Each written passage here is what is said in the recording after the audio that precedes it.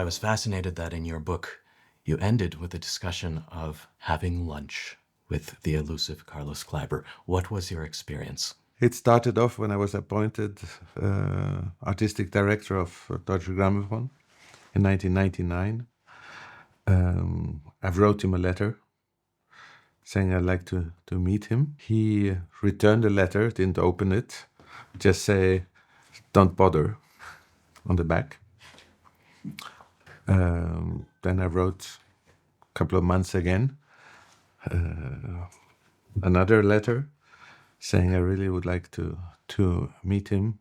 His answer was, like all your predecessors, they want to meet me, but I don't want to meet you. Okay, so I think the third letter I wrote him and I said, I have something which I think you'd be interested in. And so he wrote back, big A for trying, and okay, let's meet. So we met in October 20 outside Munich, next to his house in Grünewald. It was Waldhaus Grünewald. It was a restaurant. And I bumped into him at the parking outside, and he immediately said, "What do you want?" And I said, "Listen, let's sit down first." And so we got the table and we sat down, and then immediately, "Tell me what you want." And I said, "Well, let's order something." And okay, we ordered something, and then he said, "Tell me what you want." And I said, "Listen, just take it easy. It's a nice place here. Don't you want to drink something good?" And he said, "Yes, I love Enzian." And Enzian you can't find in Switzerland, really. So we ordered a little bottle and some beer and started drinking, and we relaxed a little bit. And then after probably 45 minutes, I said, "Okay, now." And I said, I arrived in Deutsche Grammophon in October, and I have a safe next to me. I don't know why. And from the very first day, I started to put in money in the safe because I knew I was going to meet you one day. And he said, "How much?" And I said, "It's quite a lot." And then he started smiling and said, "Okay, I see. Okay, good." So then he was completely relaxed, and we could start talking about other things and eventually music. And so what happened, we developed a very nice relationship. We had every 5-6 months lunch together at this Stammtisch, which took about 4 hours, sometimes 5 hours. And I think the last one was in March 2004. So like Right, 3-4 months before he passed away. Yeah. What was your impression about why, perhaps, he kept the world so far apart from his apparently fragile inner world? I remember at one of the lunches, I had brought a magazine from France. There was a magazine called Le Monde la Musique, a music magazine, doesn't exist any longer. And his face was on the cover. And inside was a big article. The journalist had found some amazing photos from his family in South America, in Argentina. And it was quite a big, hefty article. And I put it on my left side. He was always sitting like we are now. I was sitting here, and he was sitting to my right.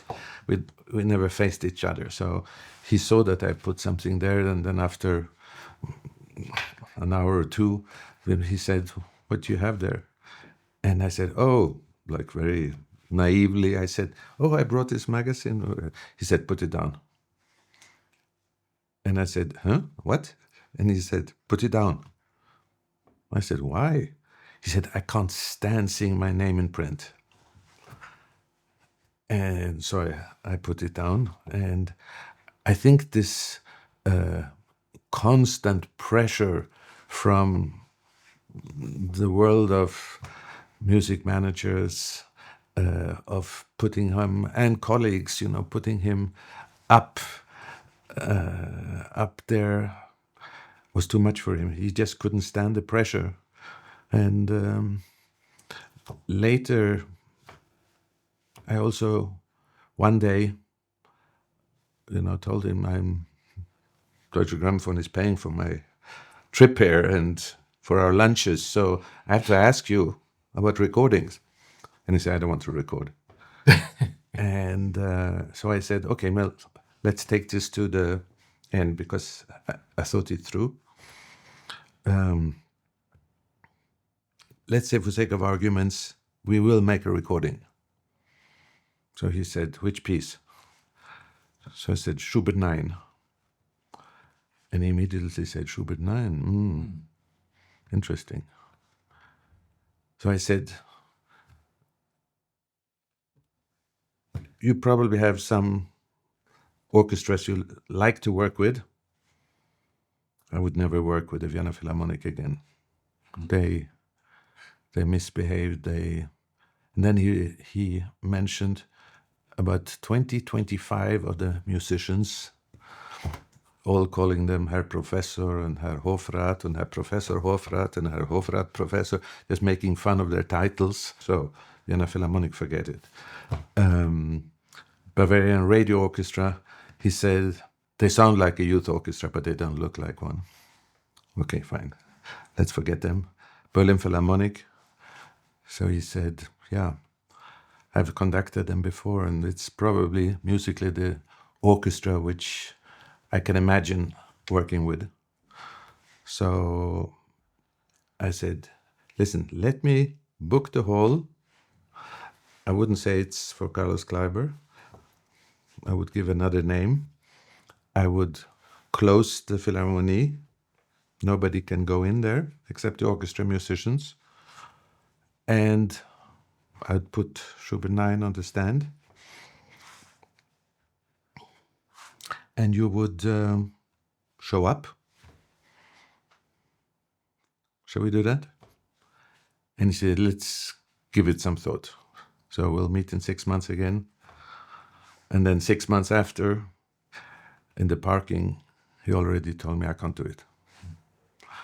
So I said, listen, let's go and sit down. Let's have our schnapps.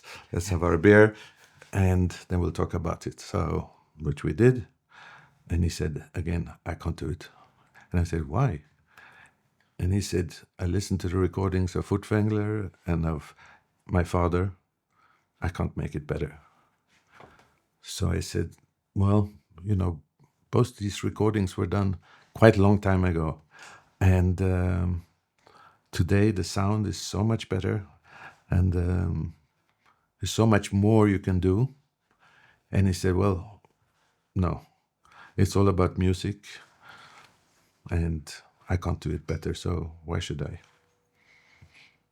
And he was so serious and so, like, he had spent time with these guys listening to their recordings, and everything he wanted to say, they had already said.